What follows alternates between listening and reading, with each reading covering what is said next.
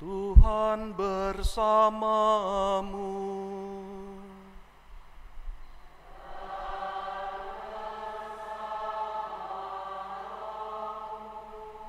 Inilah Injil suci menurut Matius.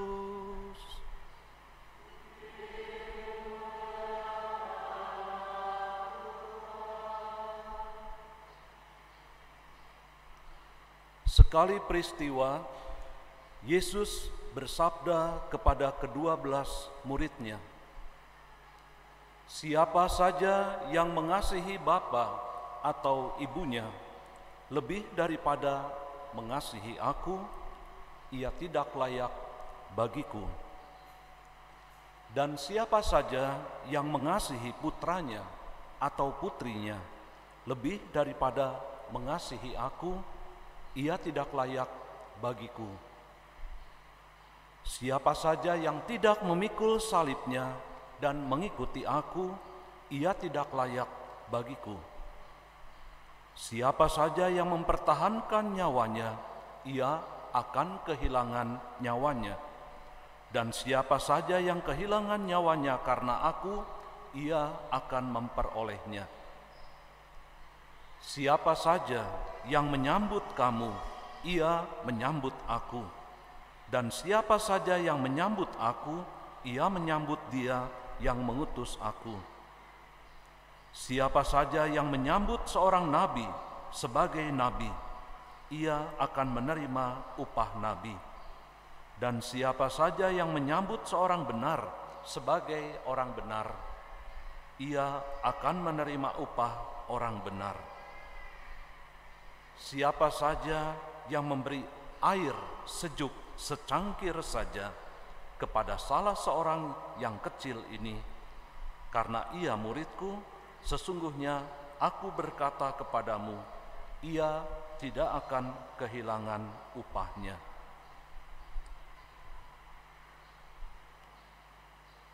Demikianlah sabda Tuhan.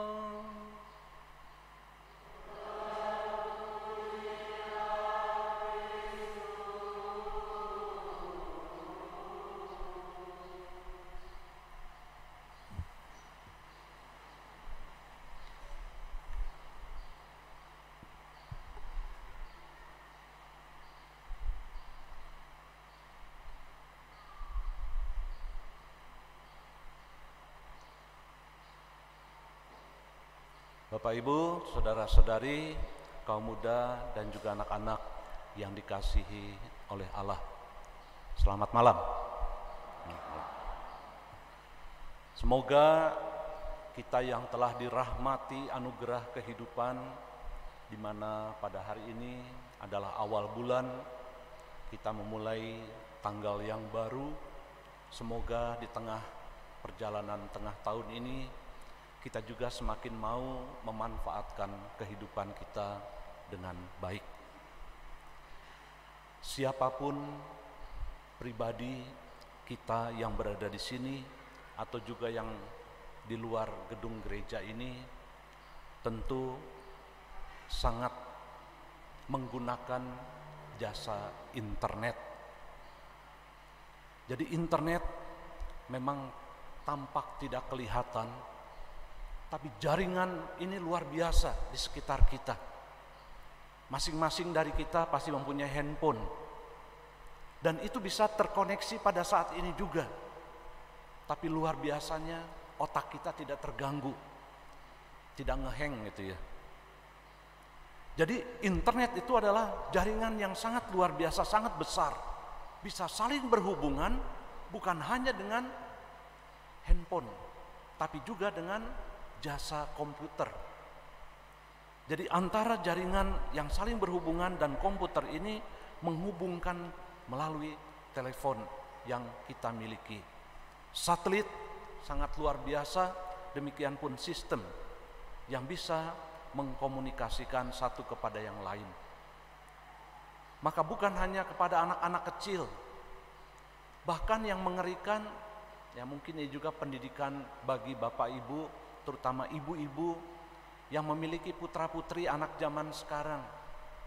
ketika masih bayi sudah disodorkan monitor untuk bisa melihat tampilan-tampilan memang kekanak-kanakan, tapi ini yang sangat mungkin juga harus diantisipasi dengan bijaksana.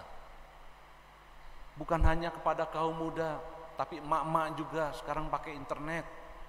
Ya. Bukan hanya emak-emak, kakek-kakek juga, opa-opa yang sungguh menikmati jasa dari internet. Tapi Bapak Ibu, saudara-saudari, terutama kaum muda, memang ini sajian, sodoran, tawaran kepada kita dalam dunia sekarang ini. Tapi tolong cermati dengan sungguh, ada sebuah gejala di kalangan pengguna internet, pengguna media-media sosial yang disebut dengan clicking monkey. Mungkin ini istilah yang sangat sederhana, tapi menyindir kepada kita. Kita ini bukan monkey, bukan monyet. Tapi ada istilah pengguna internet itu adalah clicking monkey. Monyet yang mungkin bisa mengklik. Gitu ya. Ini sebuah sindiran kepada kita. Mengapa istilah ini muncul? Gara-gara orang cenderung mudah sekali mengklik, mudah sekali juga meneruskan tautan berita-berita yang tidak benar, hoak, gitu ya. Tanpa berpikir orang langsung meneruskan. Orang tanpa berpikir lagi, oh iya bagus di awal. Tapi di sini kita kurang bisa mencermati, ya. Mereka justru turut kita menyebarkan isu-isu serta kabar-kabar bohong yang dengan cepat bisa meresahkan publik luas. Jadi seringkali saya banyak ditanyai, Pastor, kenal nggak penceramah ini? Pastor, kenal nggak pengkhotbah, pemberi renungan? Bagus. Tapi siapa namanya? Nah, kita memang tidak terbius oleh nama seseorang, tapi tawaran penampilan apa yang diajarkan kepada kita. Maaf, dengan segala maaf, kita kurang bisa mendaratkan unsur-unsur permenungan. Apakah itu Katolik atau bukan? Banyak tawaran-tawaran ajaran-ajaran Kristiani, tetapi belum tentu Katolik. Dan disinilah kita harus memahami evangelisasi, pewartaan-pewartaan yang seperti apa yang sungguh bisa dipertanggungjawabkan secara tradisi gereja Katolik, ajaran Katolik, bahkan juga mungkin apa yang disampaikan oleh bapak-bapak gereja kita. Hanya Katolik yang mempunyai tradisi, hanya Katolik yang mempunyai ajaran-ajaran magisterium, dan itu disampaikan oleh bapak-bapak gereja yang sungguh sudah teruji secara dogmanya. Nah, disinilah Bapak Ibu, saudara-saudara terkasih, mengklik tanpa berpikir adalah sikap ikut-ikutan, bahkan tidak kritis. Nah, padahal orang Katolik terkenal dengan kritisnya. Tapi disinilah kita juga mau merenungkan kekritisan yang seperti apa yang sangat diharapkan. Di saat yang sama, kalau orang mengklik dengan mudah, berarti perilaku kita juga membuat orang semakin terperangkap dalam pilihan yang salah. Dan itu hanya karena kita kurang berpikir panjang. Kita kurang bisa menikmati dengan bagus apa yang sesungguhnya mau ditawarkan. Dan karena itu kita sekali lagi tidak terlalu memperhatikan. Jadi kita tahu kelanjutan dari apa yang membuat kita juga menyebarkan sesuatu yang tidak benar, kita ternyata salah dalam memilih orang. Kita salah. Biasanya kalau sudah salah, kita merasa gengsi untuk mengakui, dan kemudian kita kurang mengkoreksinya. Siapa yang disalahkan lagi? Ya, saya kan hanya meneruskan. Maka disinilah kita harus bersikap dengan bijaksana.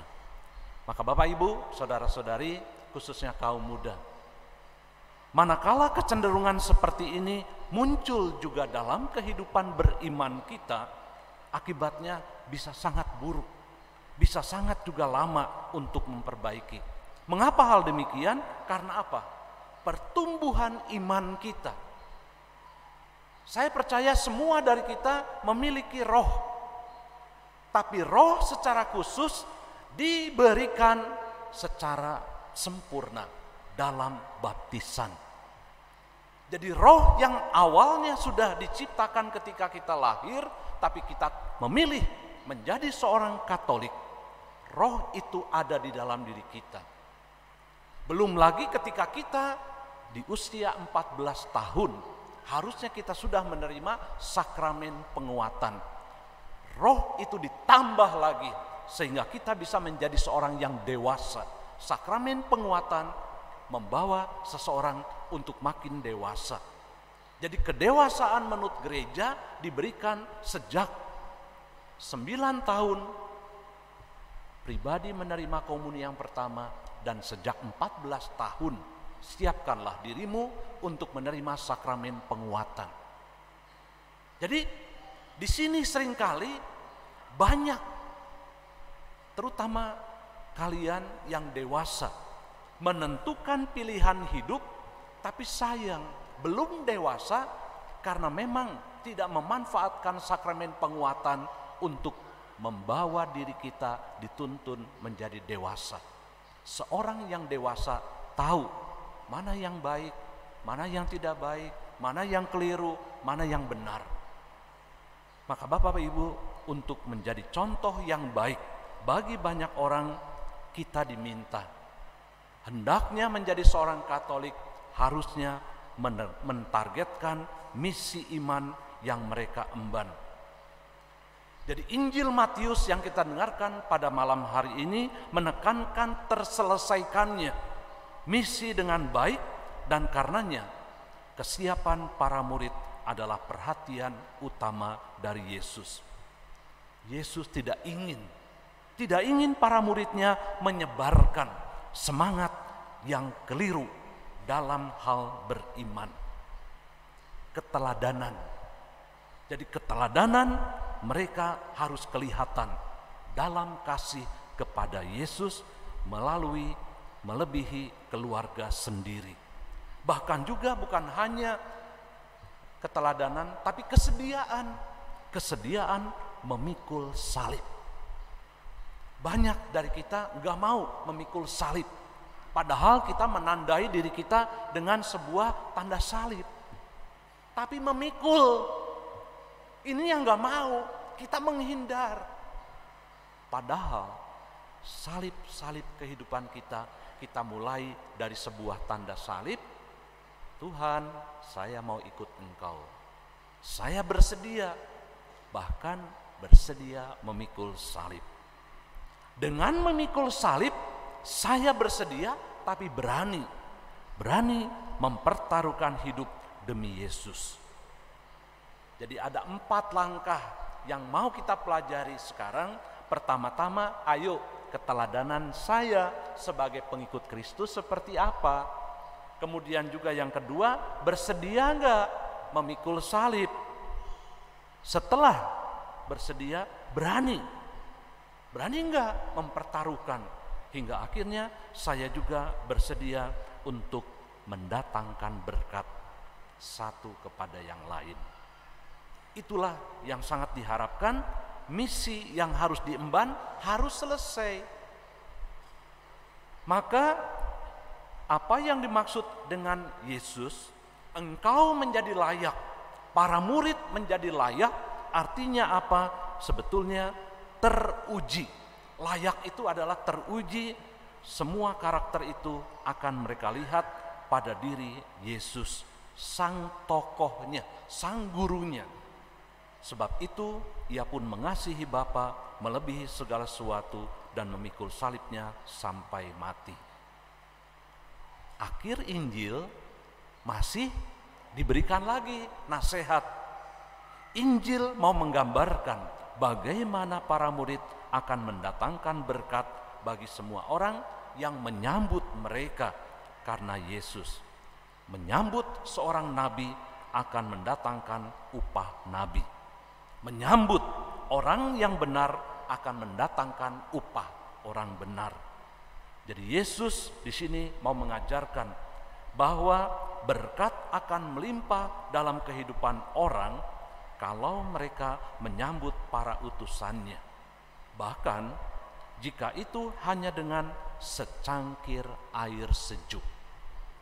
Dengan begitu Yesus menegaskan bahwa para murid kendati tempat sebagai tampaknya wadah-wadah orang yang kecil yang kita perhatikan, tapi akan selalu membawa berkat dalam misi karena mereka adalah muridku. Bapak Ibu, saudara-saudari, dan juga kaum muda yang terkasih, sangat sederhana apa yang ingin diharapkan oleh Yesus. Bagaimana kita menjadi air sejuk secangkir dalam kehidupan. Coba nanti renungkan dalam keluarga. Dalam hidup berumah tangga yang saya lihat dan sering saya dengar dari ruang konsultasi. Jadi pastor itu memang tidak mengalami, tapi seringkali menjadi curahan konsultasi. Banyak pasangan tidak memanfaatkan ketika konsultasi datangnya berdua, sayang. Datangnya itu hanya sendiri. Maka tidak heran yang sering berkonsultasi itu para ibu yang datang ke pastor. Tapi sayangnya pastor sudah setengah mampus mendengarkan konsultasi, pas buka pintu keluar ada orang melihat, tuh orangnya itu lagi. Kan nasib pastor begitu kan. Nah, di sini harusnya kalau konsultasi, ayo datang berdua. Seringkali dalam konsultasi seorang perempuan menyalahkan pasangannya terus, jarang menyalahkan dirinya sendiri. Nah, kapan kita mau menjadi air sejuk secangkir saja? Padahal sebetulnya pastor gak pernah banyak berkata-kata. 1 jam mendengarkan, kemudian saya juga lelah. Namun pastor juga manusia namanya juga ya. Sayang, nggak ada yang nyediain aqua, ya, nyediain cangkir. Ini karyawan-karyawan kita kurang peka ini gitu ya. Nah, sayangnya juga yang konsultasi nggak bawa minum sih. Ya. Nah, di sini bagaimana saya bisa menjadi air sejuk secangkir? Setelah saya mendengarkan, sudah ibu, sudah pastor. Yang penting saya puas kalau ngomong. Oh, ternyata jarang ngomong dengan suaminya kan. Curhatnya ke pastor sampai tumpah ruah. Nah, kalau dengan ekaristi bagaimana pastor? Ini paroki lain ya. Ekaristi sangat sederhana. Bagaimana menjadi air sejuk secangkir?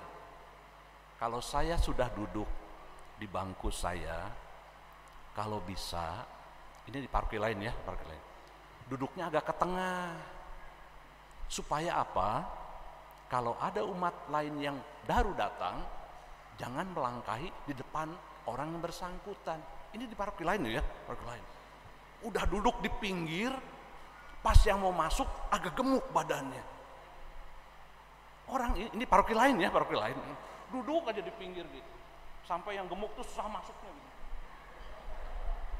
Ya. Ini di paroki lain ya, paroki sini bagus-bagus ya. Ya. Kalau ada orang mau masuk di bangku berikut, berdiri. Karena apa? Sempit-sempit biasanya di gereja itu. Ini juga sama sih ya. Tapi di Kristus Raja ini banyak orang berdiri. Silakan Bu, silakan Pak. Air sejuk secangkir. Artinya apa? Mempersilahkan dan menyapa. Disapa itu enak, ditegur juga nggak enak terus terang. Nah, maka memberikan air sejuk secangkir ini sangat mungkin kalau di dalam keluarga ada tegur sapa, senyum sedikit, dan juga mungkin sharing. Nah, sharing inilah yang kurang bisa menjadi penguat di dalam keluarga. Bangun pagi, jangan langsung bangun, lihat kiri kanannya masih ada atau enggak. Kalau lihat sebelah kiri masih ada, pas ngelihat, sama-sama ngelihat, ciluk, selamat pagi. Sharingnya di mana, Pastor? Tadi malam kamu tidurnya enak ya? Kok kamu dilihat? Jelas saya lihat, karena bunyinya luar biasa. Saya nggak bisa tidur. Nah, maka itu sharing yang harus dibuat, ya. Nah, di situ pun kita enak. Seorang anak, di mana air sejuk secangkirnya? Luar biasa. Kalau anak mau pergi ke sekolah, coba pesankan pesan yang menyemangati orang tua. Pak, Mama, saya mau pergi sekolah. Papa dan Mama baik-baik ya di rumah. Papa rajin-rajin untuk cari uang ya Papa. Tapi hati-hati Papa kalau bekerja. Amin. Luar biasa kalau ada anak yang mengucapkan begitu. Ini mamanya sudah menyiapkan makanan, perginya cepat-cepat, yang mengantar papahnya tinggal ngomong, "Pak, nanti jam 12 jemput ya." Kayak ojol aja ke orang tuanya begitu ya. Nah, ini juga tanda-tanda bagaimana kita bisa memberikan air sejuk secangkir saja dalam kehidupan kita dengan cara yang sekecil apapun. Tadi dikatakan di situ kan, upah orang benar akan mendapatkan yang benar. Upah orang yang gak benar juga kita mendapatkan yang gak baik. Maka perbuatan kita lah. Nah, sekali lagi, mentalitas ikut-ikutan dan tidak kritis sering menjadi masalah besar di lingkungan sekitar kita. Jadi ketika seorang tokoh radikal di masyarakat justru dipuja, bahkan dibela oleh banyak orang. Mungkin Jawa Barat ini beberapa minggu yang lalu sempat heboh. Di satu tempat tiba-tiba pemimpinnya mulai dibicarakan. Apa yang terjadi? Kita tahu bahwa ada sesuatu yang keliru. Mengidolakan figur yang tidak baik adalah sebuah keputusan yang membawa konsekuensi besar dalam hidup kita. Jangan membiasakan sesuatu yang kecil, kemudian dibiasakan dan menjadi kebiasaan, dan itu nanti akan menjadi raksasa yang bisa menghantam diri kita juga secara perlahan. Nah, belajar dari pemimpin yang radikal ini, celakanya para pemuja-pemujanya ini adalah figur yang salah. Kenapa salah? Karena biasanya kelompok-kelompok ini fanatik dalam beriman, merasa dirinya selalu benar dan hampir pasti tidak mau dikoreksi dalam hal pandangan hidupnya. Gara-gara salah pilih, orang menjadi duri dalam daging bagi saudara, bahkan juga mungkin keluarganya sendiri. Maka kalau kita kaitkan dengan kehidupan iman yang sekarang kita sedang perjuangkan, hidup adalah perjuangan. Perjuangan untuk apa? Hanya satu, mendapatkan kebahagiaan, mendapatkan keselamatan yang juga berasal dari Allah. Maka kita perlu bertanya kepada diri sendiri, mengapa? Mengapa saya cenderung membela orang-orang tertentu saja? Bagaimana kalau dalam permenungan saya, kalau sosok yang kita kagumi ternyata tidak melakukan ajaran Kristiani? Ajaran Kristiani apa, Pastor? Sangat sederhana. Sabda Tuhan adalah nasihat kata-kata hidup. Nah, bagaimana kita bisa mengenal sabda yang hidup, nasihat-nasihat yang hidup, kalau kita tidak membaca kitab suci? Masalahnya di situ. Ya. Nah, seringkali ini permenungan kita, betul atau tidak? Bedanya orang Kristen sama Katolik. Orang Katolik bagus kalau menyanyi. Kalau orang Kristen pandai membaca kitab suci. Karena apa? Orang Katolik terlalu banyak komentarnya, tapi tidak membawa kitab suci. Ya. Nah, sebaliknya saudara kita pintar mengomentari, tapi pakai kitab suci. Nah, di situ. Nah, ini yang menjadi permenungan. Betul enggak? Boleh protes sama saya, tapi saya hanya ingin membagikan kepada kita bagaimana seringkali kita lupa. Ajaran Kristiani kita berasal dari kitab suci. Ajaran Kristiani yang lain apa, Pastor? Kalau kita sering membaca kitab suci, karya-karya penebusan dari Allah melalui Yesus sangat banyak.